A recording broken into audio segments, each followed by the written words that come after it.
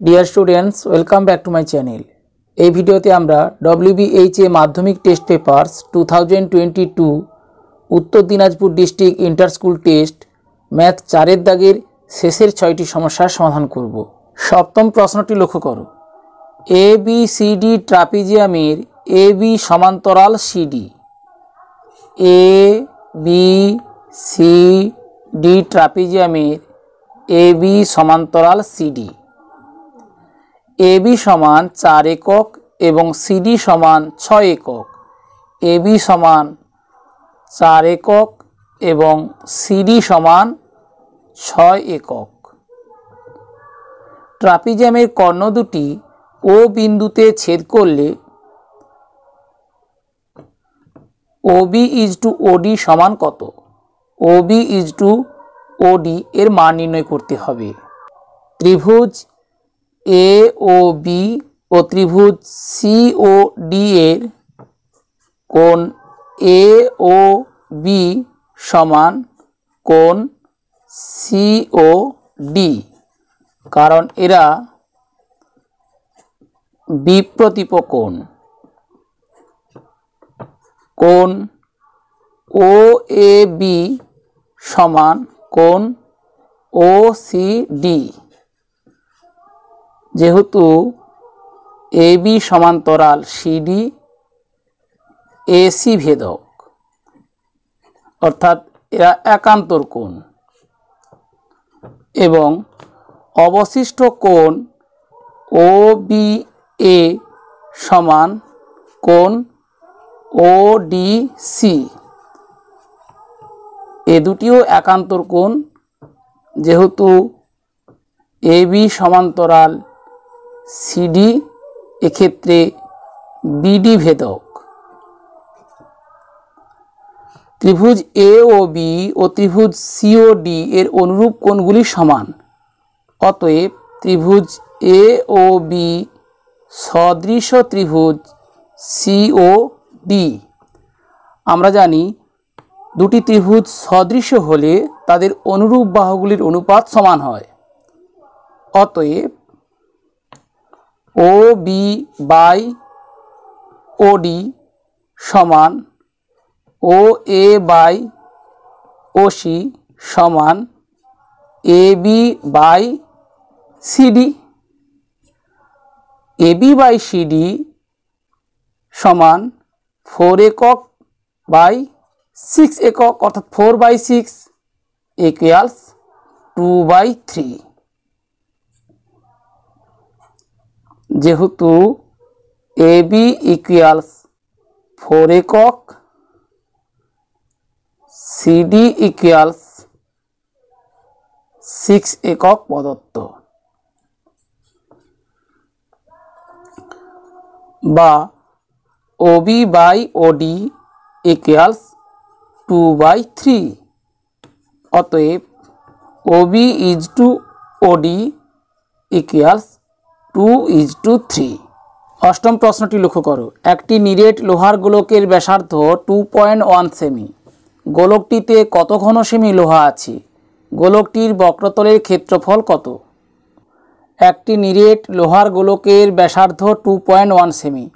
গোলকটিতে কত ঘন সেমি লোহা আছে নির্ণয় করতে হবে, অর্থাৎ গোলকটির আয়তন নির্ণয় করতে হবে। অতএব গোলকটিতে লোহা আছে 4/3 ইন্টু পাই স্থূলমান 22/7 ইন্টু 2.1 এর কিউব ঘন সেমি। 4/3 পাই আর কিউব ঘন একক সূত্রানুযায়ী ইকুয়ালস 4/3 ইন্টু 22/7 ইন্টু 2.1। এই দশমিক ভগ্নাংশকে সামান্য ভগ্নাংশের আকারে প্রকাশ করে নেব। 21/10 এর হোল কিউব আছে, তাই 21/10 গুণ 21/10 গুণ 21/10, 21/10 21/10 21/10 তিনবার লিখলাম, ঘন সেমি সমান 3 গুণ 7 21, 7 1 7।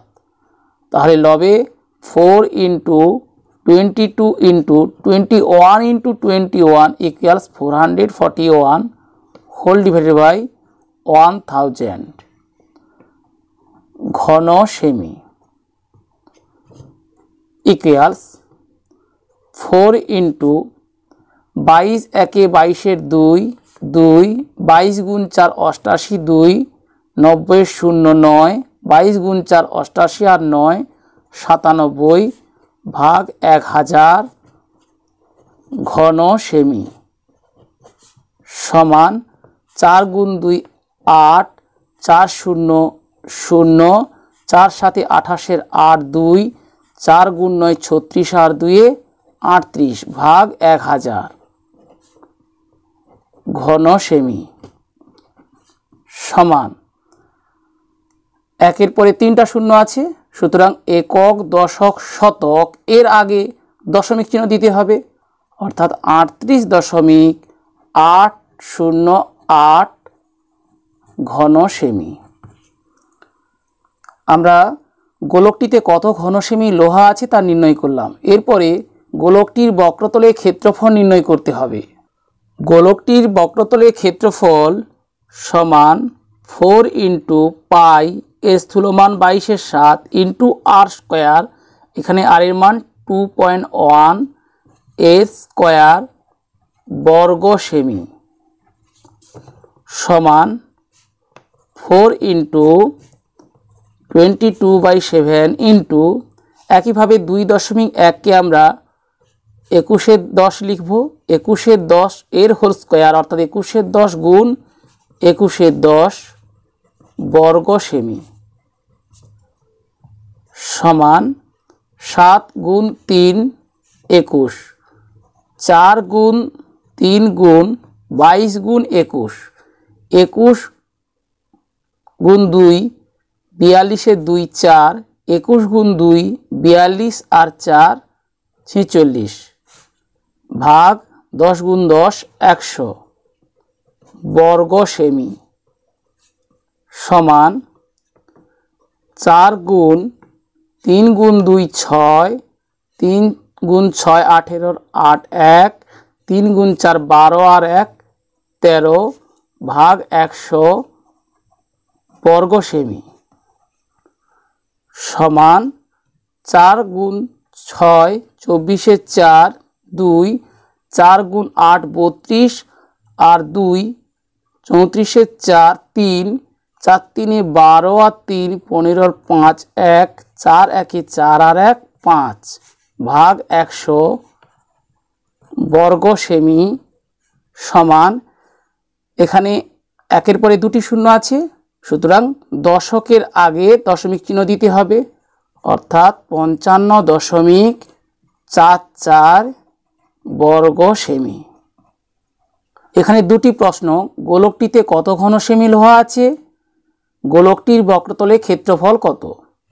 গোলকটিতে লোহা আছে 38.808 ঘন সেমি, গোলকটির বক্রতলে ক্ষেত্রফল 55.44 বর্গ সেমি। নবম প্রশ্নটি লক্ষ্য করো, একটি লম্ববৃত্তাকার শঙ্কুর উচ্চতা 12 সেমি এবং আয়তন 100 পাই ঘন সেমি, শঙ্কুটির ভূমির ব্যাসার্ধ নির্ণয় করো। মনে করি শঙ্কুটির ভূমির ব্যাসার্ধ আর সেমি। প্রশ্নানুসারে 1/3 ইন্টু ভূমির ক্ষেত্রফল পাই আর স্কোয়ার ইন্টু উচ্চতা 12 ইকুয়ালস আয়তন 100 পাই, বা 3 গুণ 4 12, উভয় পক্ষকে পাই দিয়ে ভাগ করে পাই 4 আর স্কোয়ার ইকুয়ালস 100, বা আর স্কোয়ার ইকুয়ালস 100/4 25, বা আর ইকুয়ালস স্কোয়ার রুট অফ 25। এখানে আর শঙ্কুটির ভূমির ব্যাসার্ধ, অতএব আর গ্রেটার দেন 0, তাই আমরা প্লাস মাইনাস লিখলাম না, অর্থাৎ ঋণাত্মক মানটি নিলাম না, সমান 5। অতএব শঙ্কুটির ভূমির ব্যাসার্ধ 5 সেমি। দশম প্রশ্নটি লক্ষ্য করো, এ 51,000 টাকা ও বি কিছু টাকা বিনিয়োগ করে একটি ব্যবসা শুরু করলো। 3:4 অনুপাতে লাভ হলে বি কত টাকা নিয়োজিত করেছিল? মনে করি বি নিয়োজিত করেছিল পি টাকা। আমরা জানি অংশীদারি কারবারের ক্ষেত্রে অংশীদারগণের মধ্যে লভ্যাংশ বন্টনের অনুপাত তাদের মূলধনের অনুপাতের সমান। প্রশ্নানুসারে এ এর মূলধন ৫১,০০০ ইজ টু বি এর মূলধন পি সমান তাদের লাভের অনুপাত 3:4, বা পি সমান ৫১,০০০ গুণ 4 ভাগ 3, অর্থাৎ দ্বিতীয় পদ সমান প্রথম পদ গুণ চতুর্থ পদ বাই তৃতীয় পদ সমান ৫১কে ৩ দিয়ে ভাগ করে পাই ১৭, তাহলে ১৭,০০০ গুণ 4 সমান ১৭ গুণ 4 ৬৮, ৬৮,০০০। অতএব বি ওই ব্যবসায় ৬৮,০০০ টাকা নিয়োজিত করেছিল। পরের প্রশ্নটি লক্ষ্য করো। চিত্রে ও কেন্দ্র, এ বি ব্যাস,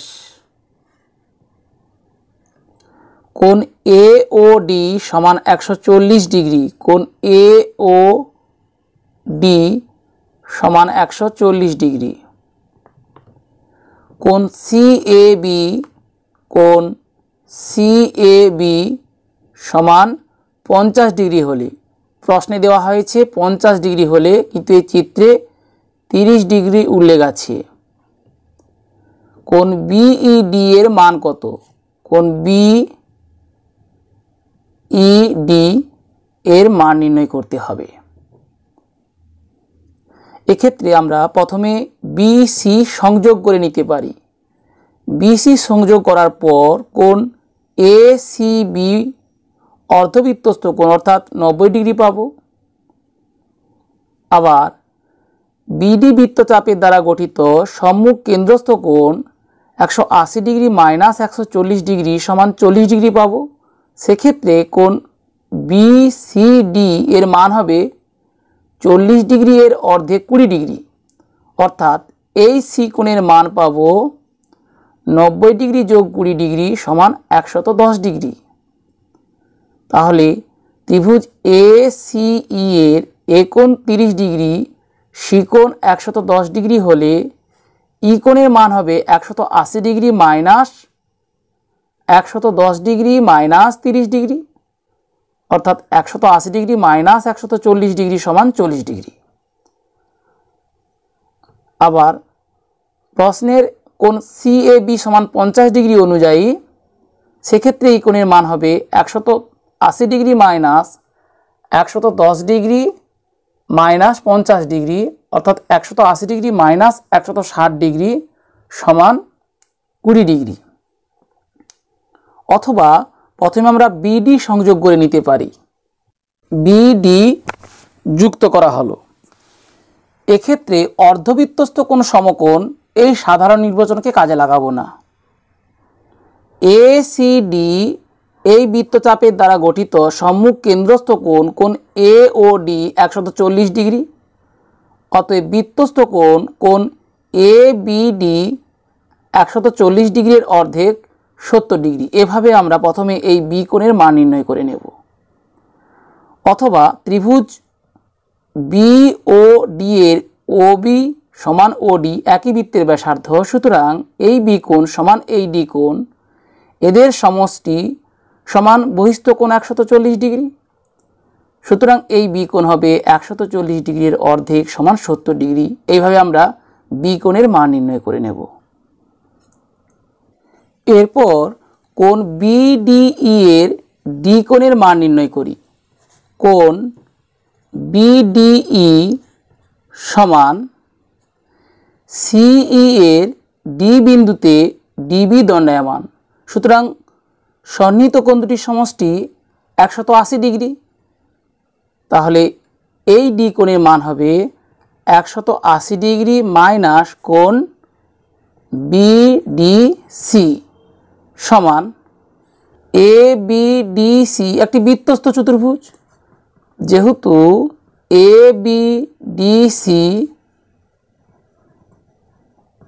বৃত্তস্থ চতুর্ভুজ বিপরীত কোণগুলি পরস্পর সম্পূরক হবে, অর্থাৎ 180 ডিগ্রি মাইনাস এই ডি কোণ সমান এ কোণ, কোণ সিএবি। কোণ সিএবি এর মান 30 ডিগ্রি চিত্রানুযায়ী সমান 50 ডিগ্রি প্রশ্নানুযায়ী।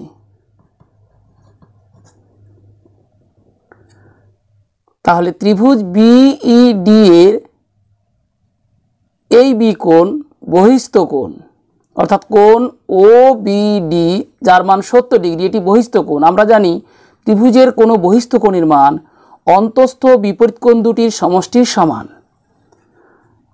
অতএব কোণ বিইডি সমান কোণ এবিডি মাইনাস কোণ বিডিই, অর্থাৎ এই কোণের মান থেকে এই কোণের মান বিয়োগ করলে আমরা এই কোণটির মান পেয়ে যাব, সমান কোণ এবিডি এর মান আমরা প্রথমে নির্ণয় করেছি 70 ডিগ্রি, তাহলে 70 ডিগ্রি মাইনাস কোণ বিডিই এর মান 30 ডিগ্রি চিত্রানুযায়ী সমান 40 ডিগ্রি, এটি চিত্রানুযায়ী। আবার প্রশ্নে দেওয়া হয়েছে কোণ সিএবি 50 ডিগ্রি, প্রশ্নানুযায়ী 70 ডিগ্রি বিয়োগ 50 ডিগ্রি সমান 20 ডিগ্রি, এটি প্রশ্নানুযায়ী।